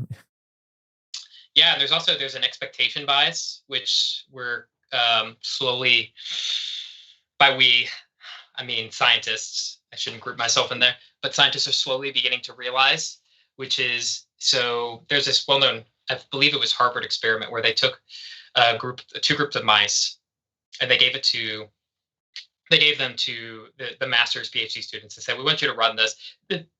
This group of mice, we call them the smarts, or the intelligent ones. They pass it way quicker than the dumb ones. We've isolated them and divided them into two groups based on the median point. Dumb ones over here, smart ones over here. And we want you to run the experiment again. Lo and behold, their experiment came out exactly the same. Graduate students get this work all the time of just repeating the experiment for them. What they didn't know is that the dividing of the rats, was random. There was no dumb group and there was no smart group. They had tricked the students. And when the students' results replicate what their expectations were, that's a bit of a problem because that's showing that they thought the variable was the rat's intelligence, but the variable was their expectation that was being tested. That's a clever test. Yeah. Right. Maybe we can talk a little bit about what good evidence for evolution should look like. Yeah. So, it depends. So evolutionary theory is very broad. So, it incorporates paleontology, it incorporates genetics, it incorporates ecology, it incorporates a whole host of fields. So what counts as good evidence is going to be based on which field you're talking about, which subfield, I should say, of evolutionary biology you're talking about. So in paleontology, which is quite often gets the most attention, you have some of the weakest evidence. That's not always true, but just on the very nature of how incomplete the fossil record is, on how easy it is for misinterpretations, it's often the place where you see people say, hey, look, we found a missing link. In fact, that's usually used, thrown out as the proof of evolution, a missing link. But honestly, that's not the field where you're going to find the best evidence. Now, I think there is some good evidence, and I've mentioned horse evolution and whale evolution. I think the transition from the modern horse, Equus, from Eohippus, a horse about 50 million years ago in the early Eocene, is well documented. I think you see a movement from Eohippus to the horse, which in transitional forms along the way, transitional forms used in that loose sense, because I don't like the terminology, but nevertheless, you do see the movement there. And the best way to make sense of that is that it is an actual movement. I think abductively that makes sense.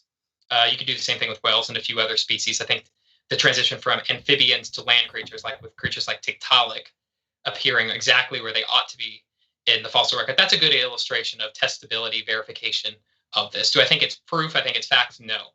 In fact, I think it's the weakest evidence. The best evidence, I think, comes from genetics. And Ken Miller who is a proponent of evolutionary theory, wrote the book Finding Darwin's God, he often forwards the fact that humans have less chromosomes than, say, a chimpanzee or a gorilla. Now, that's a huge problem. If they're our closest living relatives, we ought to all have the same number of chromosomes, unless there was a fusing of the chromosomes at some point in our evolutionary past. That's a testable hypothesis, and it's an extremely specific one, because you should see virtually identical chromosome fused on to a different chromosome at a certain point.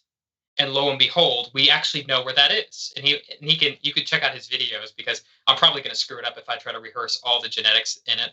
But to me, that is overwhelming evidence for there being some sort of truth to the idea of evolutionary theory. Now, we haven't gotten into Darwinism yet, the mechanism, which is the statement. So right? what if that's devolution, not evolution? So we have common ancestry with monkeys, but that common ancestor is a more advanced human than we are today, and the what happened is devolution, not evolution.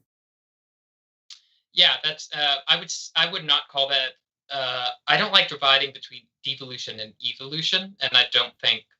Well, there's a big That's difference, probably- because one is what's described in the Bhagavatam and in the Vedic literature, and another is some atheistic idea. Well, I mean, you could argue it's not atheistic, but some idea that, matter on its own can produce the complexity of life without a guiding intelligence. The Vedic idea is you start with the information there, you start with an intelligence seeding it, and then from there you get diversity.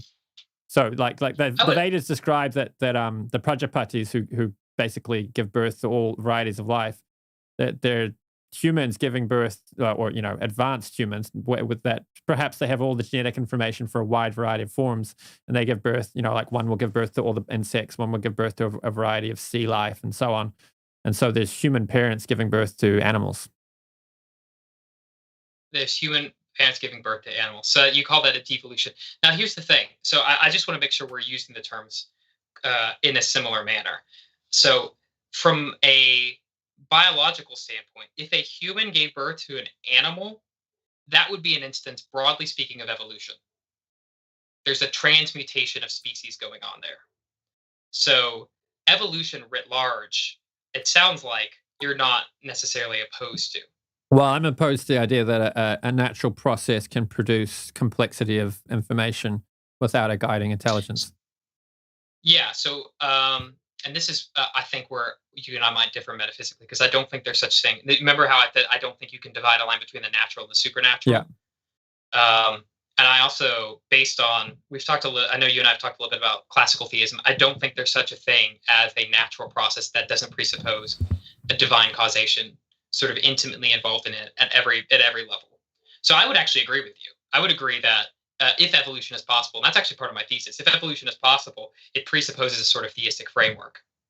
Yeah, but you're sort of arguing for that at a sort of abstract metaphysical level or something. Mm-hmm. Whereas, most atheists think of it as an entirely mechanical process. Yeah, they're wrong. Well, and here, can I give a quick illustration of why they undermine themselves? Okay.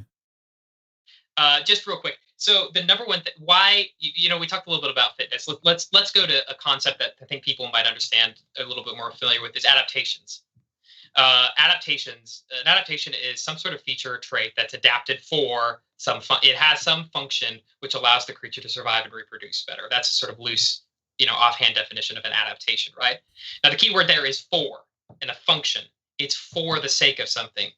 Now the problem is as soon as you admit that things have functions, properties, final causation, teleology, things are for something else, you've gone beyond the materialistic framework.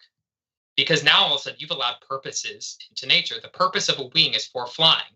And it doesn't matter how the bird uses it or if it never uses it for flying. That's the purpose of a wing. And they'll use that in evolutionary explanations all the time. They'll say the reason that birds were able to survive, certain birds were able to survive others, is that their wings flew better, and that was their purpose. That was the reason, the function they served for the survival of the creature. Those functional explanations, you get defenders of the realist interpretation of of this sort of teleological language all through biology right now, like Francisco Ayala, maybe one of the biggest biologists on the planet. And what that does is, the problem is atoms don't have purposes. Collections of atoms don't have purposes or functions. They don't have teleology. So as soon as biologists start implementing this, they've gone beyond the explanatory resources of a mechanistic physical universe. Does that make sense? So Ben Watkins describes physical as things that can be described purely in third-person terms. So I think you can describe a function purely in third person. Yeah, but Ben Watkins is also a dual aspect monist. So he's not a classical physicalist. No. At least yeah. So not to get too much into his perspective. So you can describe it in from a third person perspective, the function. But here's the issue with that, right? If I were to say, I went and got a cup of coffee because I was thirsty, right? And then you can say, you got a cup of coffee because you were thirsty, right? So you've just taken my first person perspective and reduced it to a third person perspective, right? But that in no way acts as a defeater of, say, dualism. I'm not a fan of dualism, but that in no way takes my first person perspective and reduces and says, therefore, it's describable purely in a mechanistic sort of fashion. Does that make sense? I mean, in a physical sense, and know what we normally mean by that. I think maybe what you're getting at is kind of like an argument from intentionality or aboutness or something. So, I've studied arguments for consciousness, and you get this. Consciousness can't be physical because a collection of atoms or a collection of neurons firing electrically can't be about something else. There's no way for them to fire in a pattern which makes them about what I ate for breakfast yesterday. It takes a mind which is necessarily non-physical because of this problem to be about something else. And I think go ahead. So is that you see that you see that sort of argument in like consciousness studies quite a bit. It's quite often forwarded as an argument against materialism, like reductive materialism. What I'm essentially doing is I'm trying to point out that we use the exact same explanation, but the exact same argument works in biology and actually grounds biology. There's an entire field called optimality studies, which the entire field, which talks about is a trait optimal for a certain function or purpose. And you can make a prediction, say, and the classic example is a praying mantis's arms. We know the sort of prey that they would feast upon in their environment. Therefore, we can come up with an optimal design for how far apart their arms should be, how quick they should strike, all that sort of stuff. When we actually go out into the field and research it, it matches up, which means that we're taking functions, this sort of stuff that we're talking about, purposes, aboutness, and testing it scientifically. It's a scientifically testable hypothesis, and it grounds a huge field of biology, these purposes, these functions. I mean, I think where you get into it, where you need to smuggle in metaphysics or bring in metaphysics is when you get to a value judgment. So, you can say if you're doing this will yield this result, and that's purely physical. But if you want to say this result is desirable and that results, this result's good, this result's bad, then you're getting into metaphysics. So you can say, the woollier sheep are going to survive. That's purely, you can explain that purely mechanically. But if you want to say it's good for the woollier sheep to survive, or, it's good for the sheep to survive, and, it's good for them to be better suited for their environment, and, or, anything like that, then you're bringing in a value judgment, and that's non-physical. Yeah, it's good for, like, you have to treat, you can't, immediately when you say that things have functions for what? The organism, all of a sudden you have to treat the organism, and I'm going to use, the philosophical terminology, ontologically prior. And the idea, and Kant talks about this quite a bit, which is, he says organisms will never be explained mechanistically. Immanuel Kant was huge on this. because he said the problem is we explain their traits based on the organism. A wing is for the benefit of the bird, but the bird is also the creator of the wing. So there's this circular causation going on, where one explains the other and the other explains the first one. Right. And that's not mechanistic. Mechanistic is A, B, C, D, whereas this is A, B in a circle. And so it falls outside the mechanistic paradigm. You could read more about that in his third critique. And that's exactly what I think you're getting at, is when you introduce purposive functions, it creates this circular chain of causation. Right. So going back to the evidence you gave from the gene fusing or whatever it was, it's a bit like the gene retrovirus evidence. It could equally be evidence for us having been a more primitive life form, with us sharing a common ancestor with those monkeys, which is a more primitive type of hominid or primate, or us sharing a common ancestor with those monkeys, which is a more advanced human being than we are. Right. So what you've basically, it seems, and I think this is good to get terminology down. When I say evolution, what I mean by that, biological evolution, is I simply mean a transmutation of species, right? That one species can become another species, leave out how, what mechanism, and that sort of thing. Whether that's an improvement or not an improvement, a devolution, as you call it, I'm leaving that out.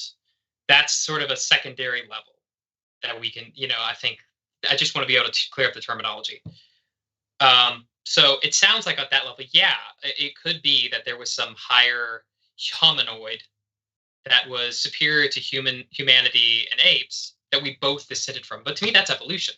And yeah, so I mean, I wouldn't rule that out, but I'd also say that's exactly what I mean when I say I believe in evolution. I mean, I think of evolution in terms of trying to explain the complexity of life in a purely, I already made that point. And you went off on the metaphysics that in a purely natural way versus explaining it that, the information started out there and it was gift. Yeah. Whereas, Dawkins and them try to explain that the information arose through a process of mutation and natural selection. Yeah. So Dawkins is kind of out of date. Fun fact in biology is that his gene-centric view, it has defenders. It doesn't have quite the universal appeal it used to. The idea that mutations and selection are the only mechanisms is, I think, going to be dead within a generation. I think the new extended evolutionary synthesis will continue to extend to the point where natural selection will eventually just be one mechanism among a lot of others. So, I mean, if that's the version of evolution we want to talk about, yeah, I think we're both on board that. I think a lot of scientists are as well, that that's out of date. It's just the science just doesn't back it up anymore. There's too many other factors. So, for instance, he used to think that genes had a 1-to-1 correlation with traits. We know that's not true anymore. There's whole gene regulation networks. Organisms actually have a lot more active role in what genes they express. It's called phenotypic plasticity. And which is funny. It's basically like creatures direct their own evolution, which is kind of a cool thing. Andreas Wagner, check out his works. He's real big on this sort of stuff. But to get back to kind of what it sounds like also is you drew a line between evolution and devolution, right? So is a thing that maybe you're grinding up against is the idea of maybe an improvement. Yeah, I would call it evolution improvement and devolution. Okay.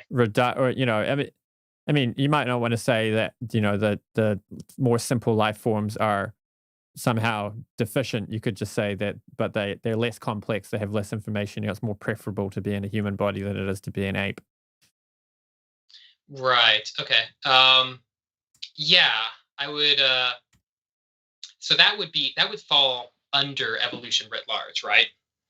Because you could have an evolutionary theory which is completely, say, devolutionary. Obviously, I don't believe that. So what do you call devolution? But I don't like the term, because what counts as devolving is really relative.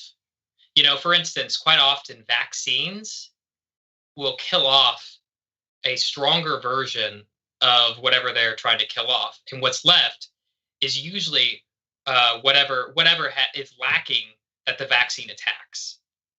So that proliferates, and that's how certain viruses gain immunity. et cetera, et cetera. That's always the fear, is that they'll evolve a state of immunity. But usually it's by burning a bridge rather than constructing something new. They burn a bridge that the vaccine attacks. Is that a case of devolution, or is that a case of evolution? Because you're getting rid of something, but it's also an improvement. So I think the lines between evolution and devolution are so unclear that it's difficult to really make any sort of hard line distinction between the two. Right. Do you want to go? We're coming up in 2 hours. Do you want to go back to listing your evidence? You mentioned Tiktalis. I think Gunter Beckley has some things to say about that. I won't bother mentioning him there. There's a whole video where I had him on the channel. Oh yeah. Maybe I can have. Yeah, maybe you can interview him on the channel one day, and you guys can have a little bit of a debate. Evidence. Well, here's the thing. Tiktaalik, this is exactly my whole point about. There's other organisms besides Tiktaalik. Tiktaalik is sort of forwarded as the most famous one, but you can also have a Canthostega. You could throw a Canthostega in there. But the whole point is, if Tiktaalik ends up not being a transitional, I think that proves my point. The fossil record is so incomplete, and we have to read so much into it to complete these gaps, that it's never really been the best evidence. It's maybe like, but it's always what you see these popularizers appeal to, and that's kind of a bad trajectory I want to pull people away from. Well, it's good. It's good rhetoric. Aron Ra is a really good rhetorician. He's really sharp with words. Yes. He talks fast. He sounds convincing. If you watch those Charisma on Command videos that tell you how to be convincing, you'll find out that Trump was actually a really good rhetorician too. You know, like it's not useful if you're trying to convince an audience of something to have much nuance in your ideas. Of course, if you're trying to convince an intelligent audience, then you want to have some nuance. But if you're trying to convince, just a regular audience, then you want to say things like, we're not winning anymore. We used to win. If I get in, we'll start winning again. It's like, what does that even mean? But people like to hear it. It's like a slogan. It's like, yeah, we want to win again. We're not winning. Make America great again. It's like all these things are really good rhetoric, but it's a long way from the Lincoln Douglas debates. Yeah. So you gave Tiktaalik as an example. I was asking you what evidence for evolution should look like. You mentioned that. Now you're saying, well, yeah, it's actually quite murky. It's not black or white. And then you gave the gene fusing gene retrovirus and the similar. Yeah. And then we have E. coli experiments where we can actually document. We can put a selection pressure on E. coli and then document however many generations it takes for them to evolve a certain trait. Now, of course, within these sort of laboratory experiments, they're always going to be limited on how much evolution you can get out of it. But what it does show is that Darwinism is a plausible mechanism for evolution on a certain scale. Now, do we have to extrapolate that to the rest of life forms? Yes, we absolutely do. But we're going to have to do that for any explanatory mechanism we do. That includes intelligent design.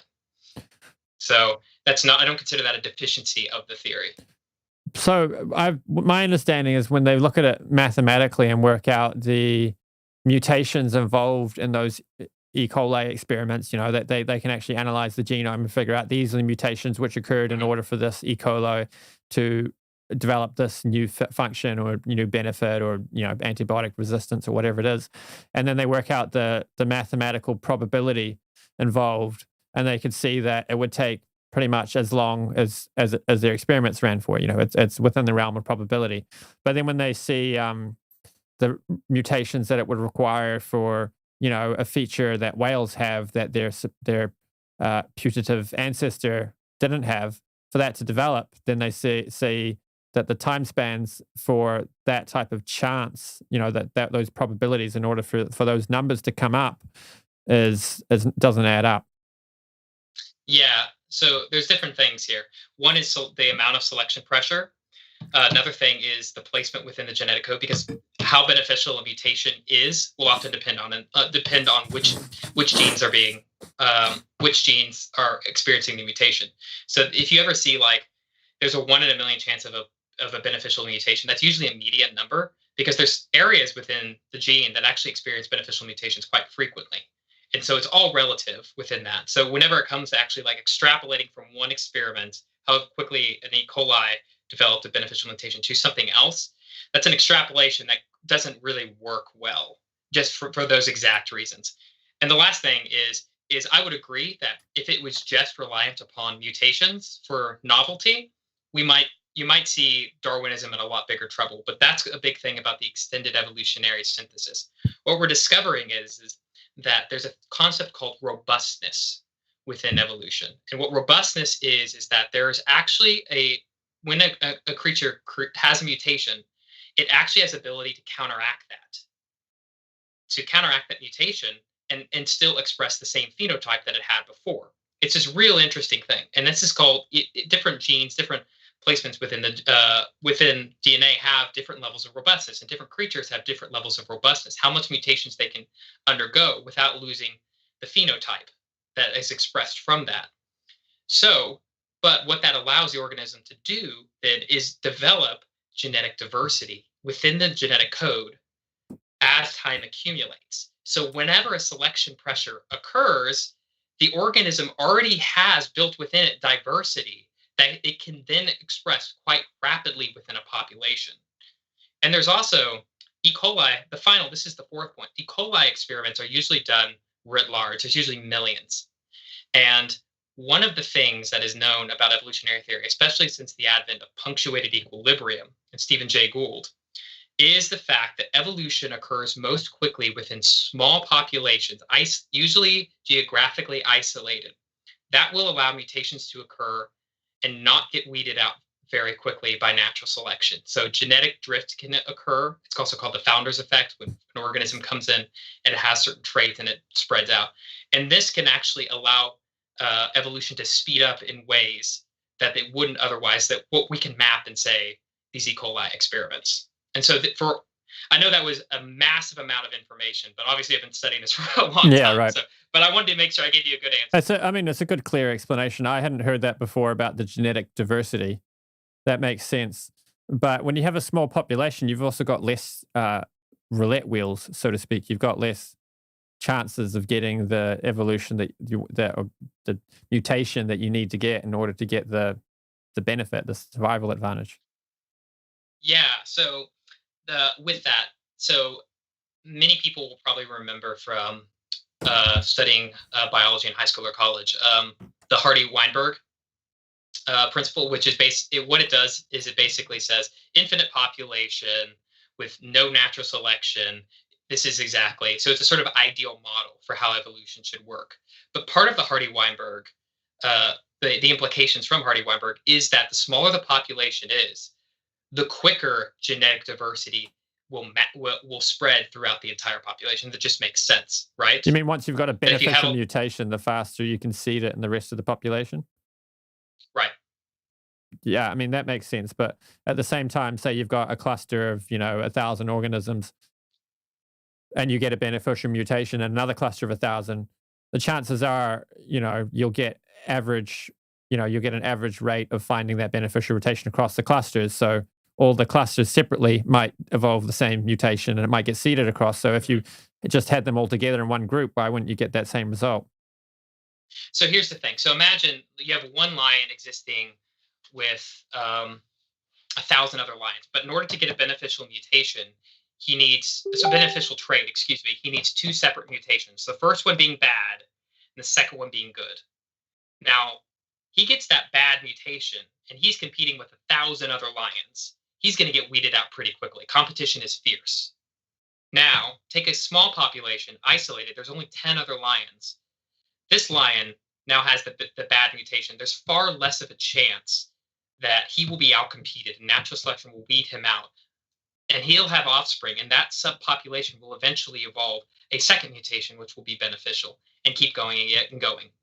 Now, that's just one example. So you mean in a smaller population, a mutation which is actually either not beneficial yet or is somewhat harmful until a second mutation comes along, is more likely to survive because that lion, which is at a disadvantage, it just has a better chance of surviving in a smaller pack than it would in a larger pack.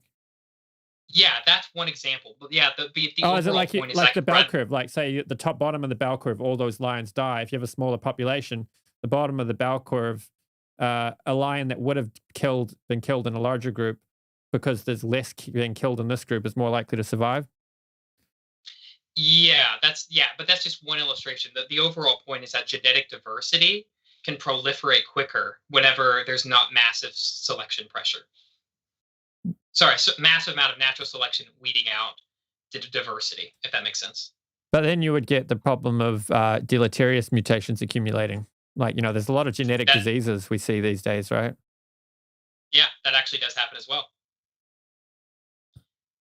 So what you might say is, does that undermine the point? And no, it doesn't, because here's the thing: is whenever beneficial, because natural selection is still operating within the population, even though it's not operating as well. So the idea is that this novel population, genetically isolated with a small number, will quickly diversify.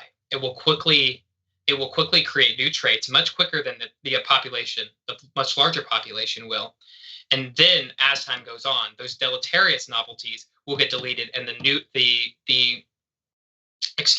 positive mutations will maintain themselves due to natural selection. So, can we analyze this with some mathematical rigor? Can we work out, what's the number of mutations? What is it like? You sample the gene space and work out the number of mutations that don't give you a result that's beneficial. Compare that to the number of mutations that do give you a result that's beneficial, and then add all these other considerations that you're talking about selection pressures and small populations and so on. And then this is, and it's actually a field that I think is being critiqued right now, but it's population genetics is the ones who do this. That's the field that does this. Is you take a population, you insert a fitness advantage of X or whatever, and then you can map out how quickly that can become fixed within a population over a given period of time. Like, the mathematics is pretty well understood. It's used a lot. Now, corresponding that with the big thing right now is trying to correspond that with the actual genetic mutations, which I think you might point out, which is we can give various fitness levels to certain traits, but then we can't really map those onto the genes themselves. Does that make sense? Yeah. So it's kind of like hypothetical, but they haven't actually described it in such a way which actually comports with the reality of the biology involved. Yeah. Population genetics, I think there's a lot of problems with that, but I think a lot of those problems are solved with current developments in the extended synthesis, with a greater emphasis on development. And there's a few people I could recommend. I mean, that's a huge issue, but David Depew is one of the guys who's really working strongly in that direction, philosopher of biology. But yeah, that's so. To answer your question, your original question of can we map this out? Yes and no is the answer. Right.